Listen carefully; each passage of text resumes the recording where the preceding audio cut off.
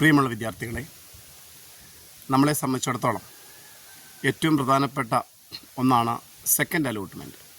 അപ്പോൾ സെക്കൻഡ് അലോട്ട്മെൻറ്റിൽ എല്ലാവർക്കും അഡ്മിഷൻ ലഭിക്കുമോ എന്ന് അനേകം വിദ്യാർത്ഥികൾ ഒരു ചോദ്യം ചോദിച്ചു.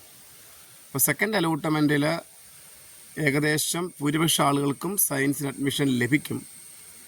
എന്നാൽ അതിന് പ്രധാനപ്പെട്ട ക്രൈറ്റീരിയ എന്ന് പറയുന്നത് സയൻസ് വിഷയങ്ങൾ കിട്ടിയ മാർക്കിനെ അടിസ്ഥാനമാക്കിയാണ്.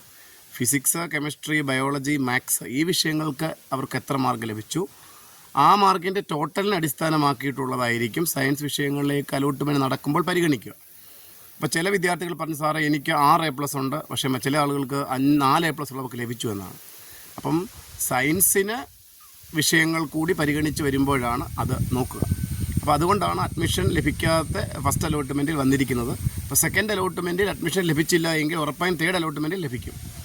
അപ്പം നമ്മൾ എന്ത് ചെയ്യണമെന്ന് വെച്ചാൽ സെക്കൻഡ് അലോട്ട്മെൻറ്റിൽ നിങ്ങൾ വെയിറ്റ് ചെയ്യുക എന്നുള്ളതാണ് നിങ്ങളെ സംബന്ധിച്ചിടത്തോളം ഏറ്റവും പ്രധാനപ്പെട്ട കാര്യം. അപ്പം പത്തനംതിട്ട ജില്ലയിലെ കാര്യം ഞാൻ മുമ്പ് വീഡിയോ സൂചിപ്പിച്ചതുപോലെ തന്നെ അനേകം അവസരങ്ങൾ, 1000-ലധികം സീറ്റുകൾ കൂടുതലായിട്ടുണ്ട്. അപ്പം നമ്മൾ അടുത്തുള്ള സ്കൂളുകളിൽ മാത്രം നോക്കുമ്പോൾ ഈ അഡ്മിഷൻ ലഭിക്കത്തില്ല എന്നുള്ളത് മാത്രമാണ് ഒരു പ്രശ്നമുള്ളത്. പക്ഷേ ഒരു കാര്യം ഞാൻ നിങ്ങളോട് തീർച്ചയായും പറയാം, എല്ലാവർക്കും അഡ്മിഷൻ ലഭിക്കും എന്നുള്ളത് സത്യസന്ധമായ കാര്യമാണ്.